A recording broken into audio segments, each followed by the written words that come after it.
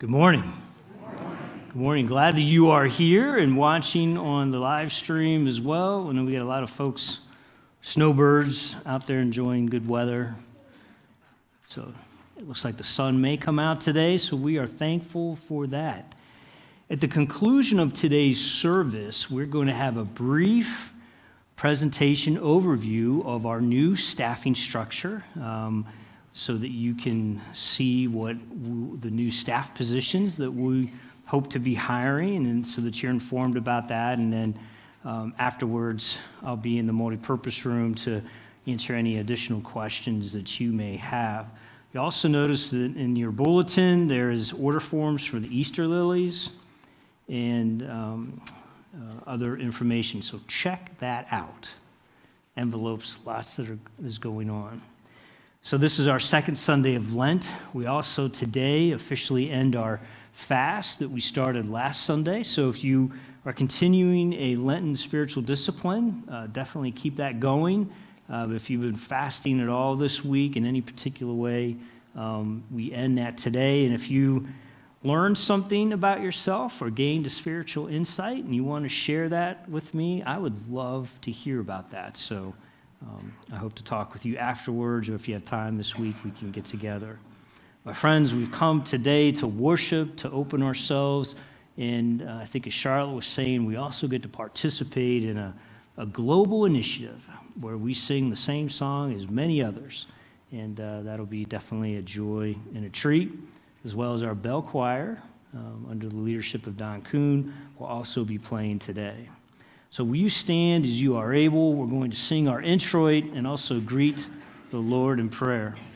Jesus, thank you for this time to worship, for the folks that you have brought here today.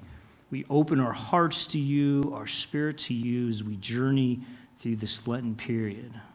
Jesus, we want to be your disciples. Amen. Our first reading is from Mark. Chapter 8, verses 31 through 34.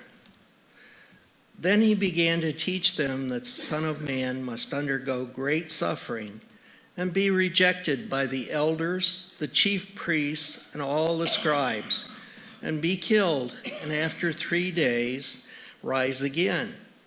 He said all this quite openly, and Peter took him aside and began to rebuke him. But turning and looking at his disciples, he rebuked Peter and said, "Get behind me, Satan, for you are setting your mind not on divine things, but on human things." He called the crowd with his disciples and said to them, "If any want to become my followers, let them deny themselves and take up their cross and follow me." Let's say together our prayer of illumination. Let the words of my mouth and the meditation of my heart be acceptable in your sight, O Lord, my rock, my redeemer. Mark, as we've been reading and studying, is certainly gifted at letting us know the context, the urgency, the specifics which detail what Jesus was doing. Jesus had gone to a deserted place to pray. There was no one else around. Immediately the disciples followed, and here in this passage, Jesus is speaking quite openly. We're to know that what Jesus was saying was heard by all, the modern day equivalent of live TV and multiple Twitter feeds occurring and then posting on Facebook. Jesus was saying this quite openly. And so as we read here in chapter 8, verses 31 through 38, and I'll read again what John had read a little bit earlier, this comes right after Peter has declared that Jesus is the Messiah. So he's given this big proclamation, Jesus, I know who you are the Messiah, the Son of God. And so when people say things, we sort of assume that they understand what they're saying, right? Well, we soon realize that Peter doesn't quite get what it means to be Jesus, what it means to be the Messiah. And Peter's like us, we still don't get who this Jesus is and what it really means. We try to, but we often fail, and we try to redefine Jesus in a way that's more comfortable for us. And so we read chapter 8, verse 31, "Then he," which is Jesus, "began to teach them that the Son of Man must undergo great suffering." The Son of Man being the name that Jesus calls himself in the Gospel of Mark. "Must undergo great suffering and be rejected by the elders, the chief priests, and the scribes, and be killed, and after 3 days rise again." So Jesus was to undergo great suffering.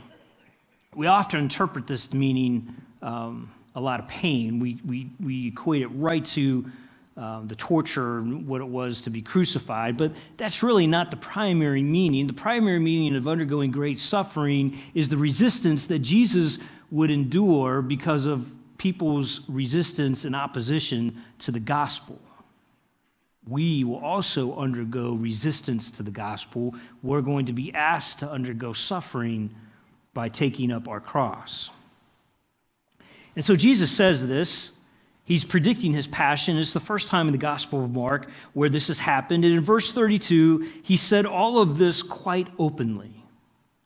There was no denying that he said it. Many heard it beyond the disciples. And Peter took him aside and began to rebuke him.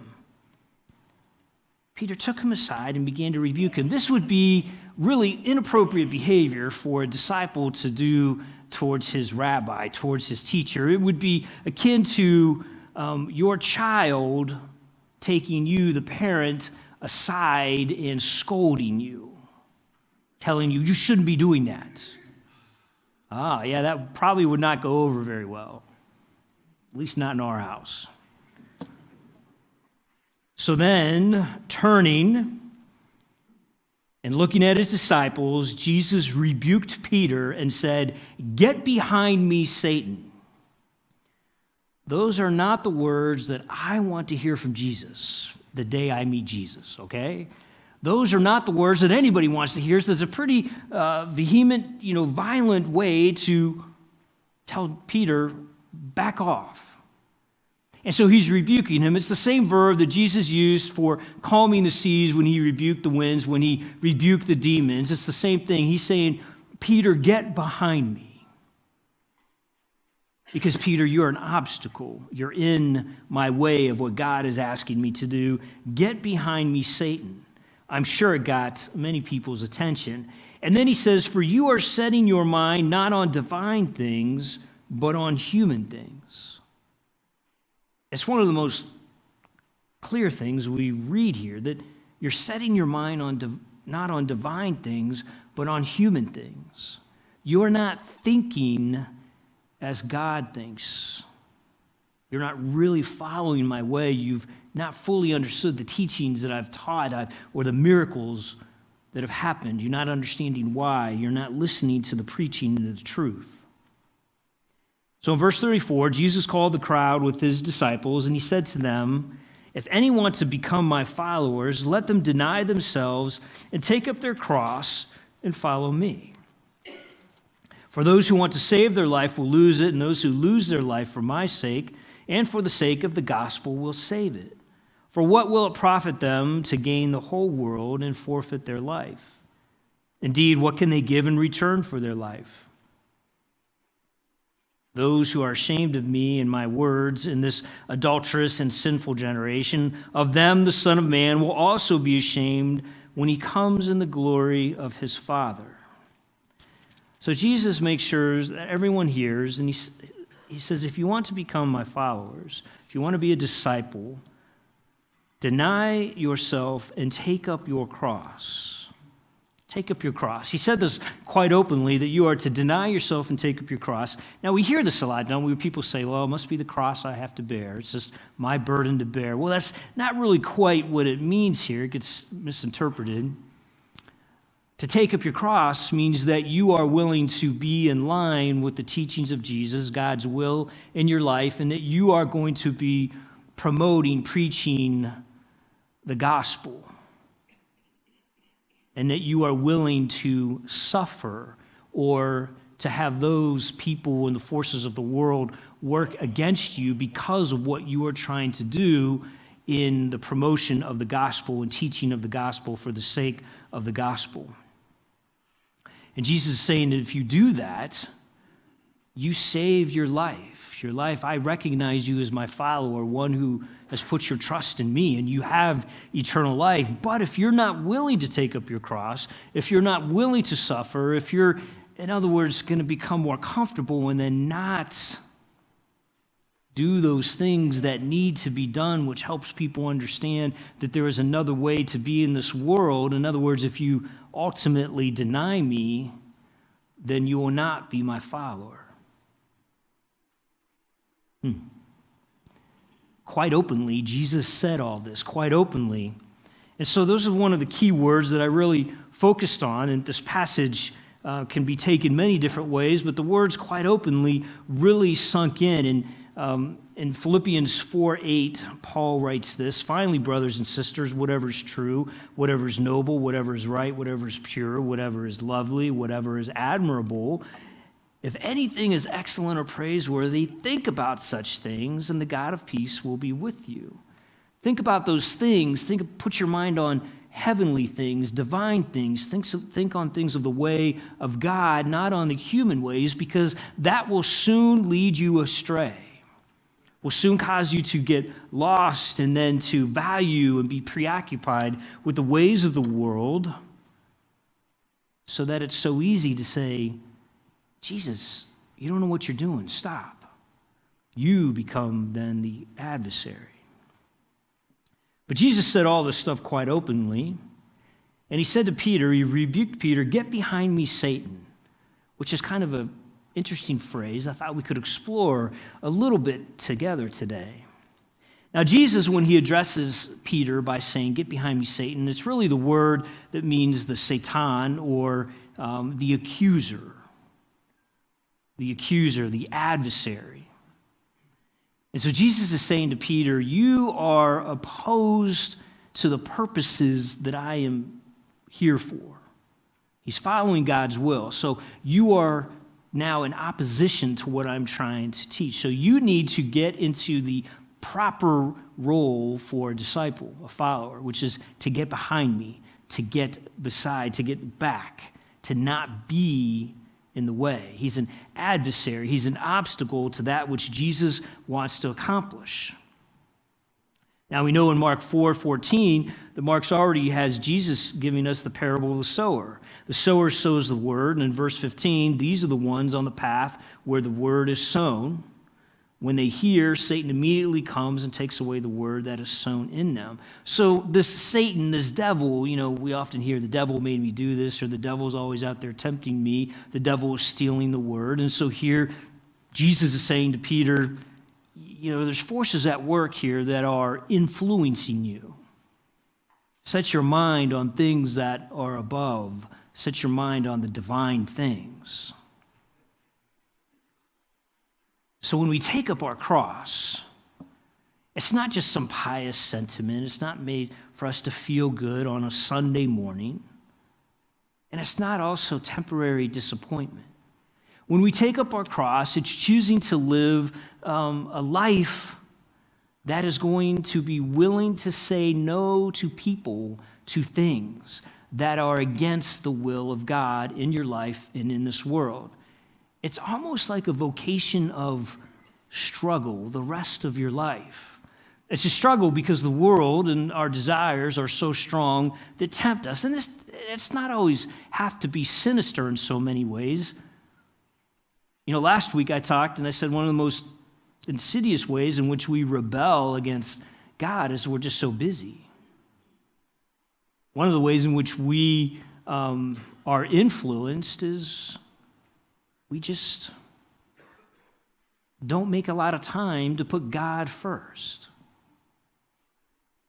On Friday mornings, we have a group of people that come in and will help volunteer, and they'll put the bulletins together and check on the sanctuary and the bulletin board and all kinds of other different things. And we get into these lovely conversations. And so one of the questions that they asked was, why do people stop coming to church? Why does sin happen so much? They get into these questions. Why do we have struggle? And so Jesus is saying quite openly, are we willing to be open ourselves about those things that are the obstacles and the adversaries in our life? Because you see, there's something in your life that is an adversary, that is an obstacle that is preventing you from picking up your cross and following Jesus. Now, I'm not asking you to go out and solve world hunger or go out and rescue 1,000 children in some area of the world. It's those little things that you do every day. The faithful way that you take care of someone. The faithful way that you're willing to give a ride, that you help out a neighbor, that you sacrifice, that you teach, that you're showing the love of Jesus in a world that quickly denies the presence of God in the work of Jesus. Jesus is going to repeat his passion prediction, his prophecy that again later in chapter 9 and chapter 10, but you see, Peter didn't want to hear it. The disciples don't want to hear it. We don't want to hear it. We don't want to hear that, Jesus, you're going to suffer and die. You're here to save us. See, Peter proclaimed Jesus as Messiah, but he truly didn't understand what it was about, what he was trying to do. To deny oneself means to keep one's priorities in harmony with what Jesus told us. To keep our priorities in harmony with the great commandment to love your God with all your mind and with all your soul and with all your strength, and to love your neighbor as yourself. But Peter was upset. I mean, we can imagine that, right? He's just proclaimed who he was, and now he's going to hear that his life is going to end. And if Peter's following Jesus, he's probably thinking, this may not go well for me either, right?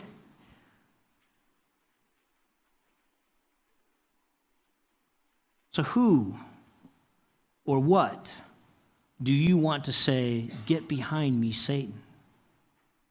In your life, there are things, there are people, there are issues, there are emotions, there's depression, there's guilt, there's shame, there's whatever it may be, but there's something in your life that is an obstacle, there's an adversary to what would you say, get behind me?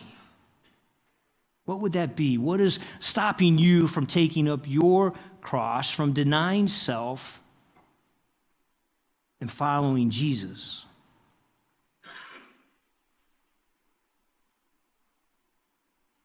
If we let the adversary win, when we choose safety or comfort or our own gain over the path that God has set for us, we rarely find true life.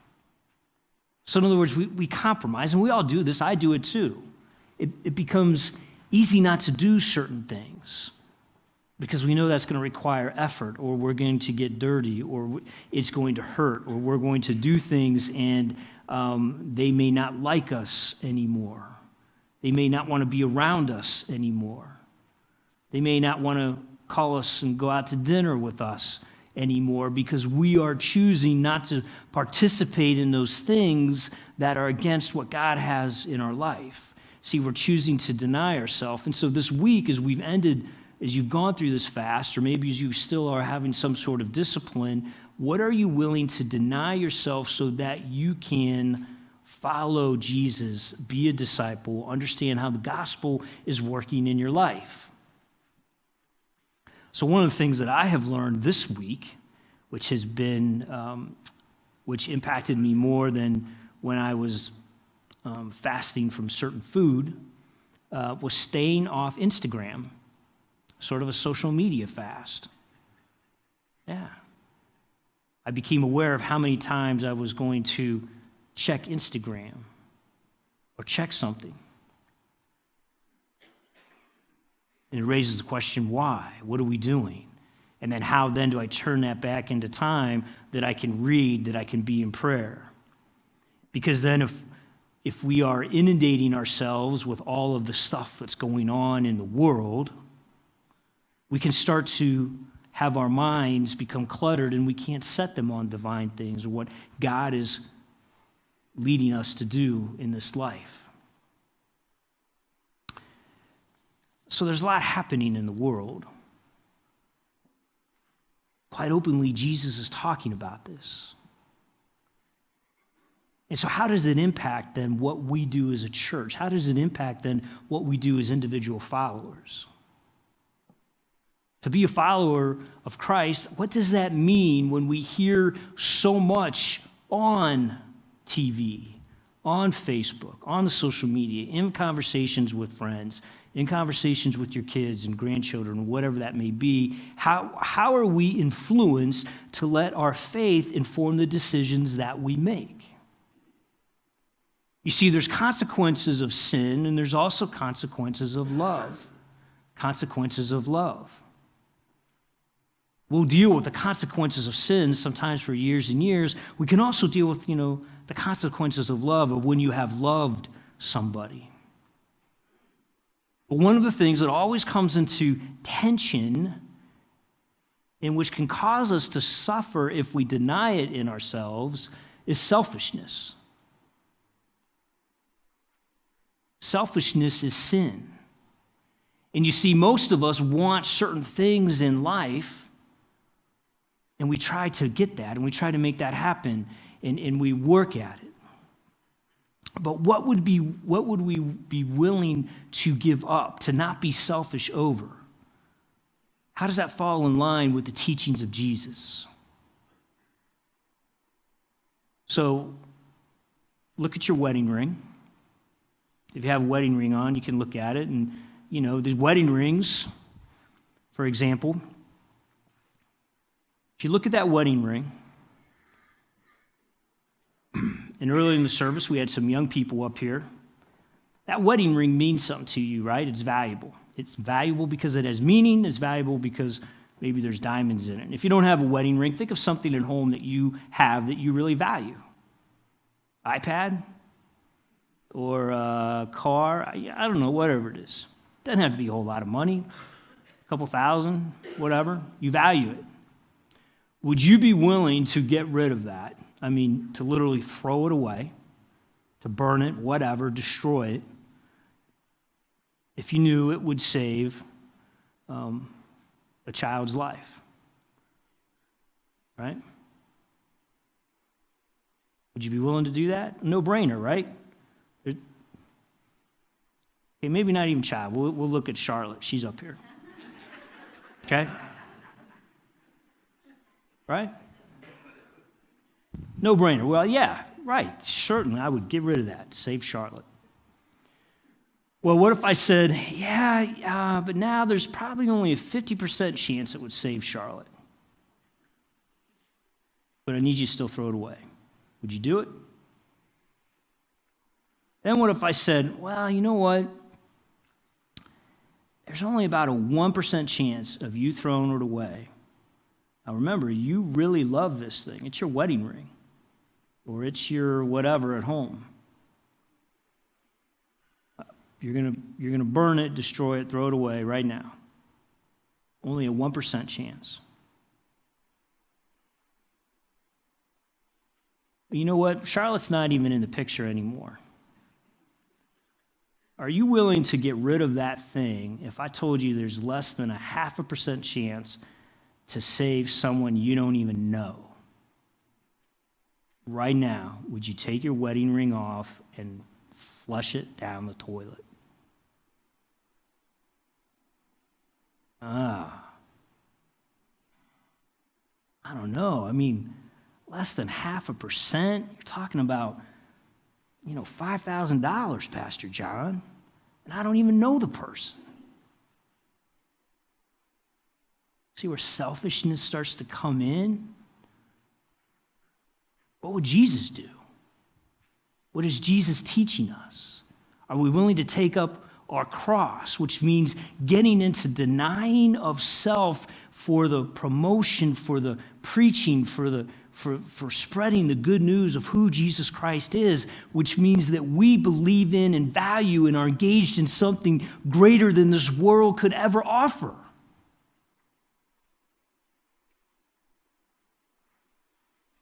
Where is your trust placed? In what you do or in what God provides? Where is your trust placed? when we look at how we are this year, in all of 2018, we're focusing on taking the next step.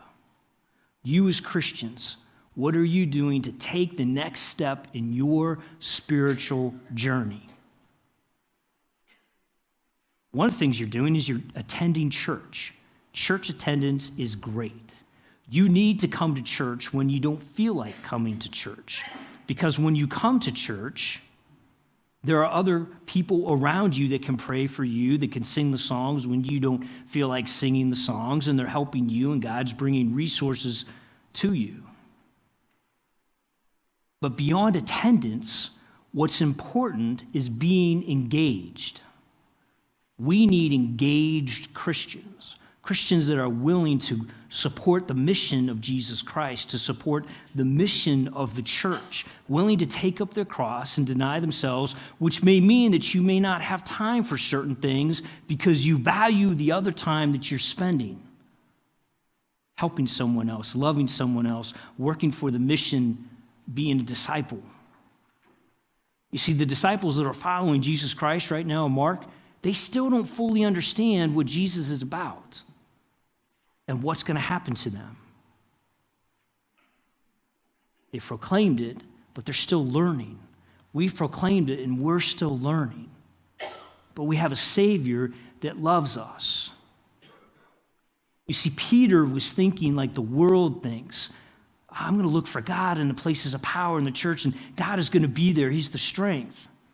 But what Peter didn't understand, and what the world doesn't understand, is that God sent Jesus to be on the cross so that in the lowest of places, in the brokenness and in the suffering and in the death, that God's presence was still going to be there and be faithful, so that we know in our brokenness, in our questioning, in our wondering, in our understanding, God's presence is going to be there and be faithful. You see, that's not how the world is. That's how God is, and that's the promise that we receive in what Christ has done for us on the cross. So quite openly, what are you willing to do? Quite openly, well, who or to what are you willing to say, "Get behind me, Satan"? Quite openly, what are you willing to do to be a disciple of Jesus Christ? Amen.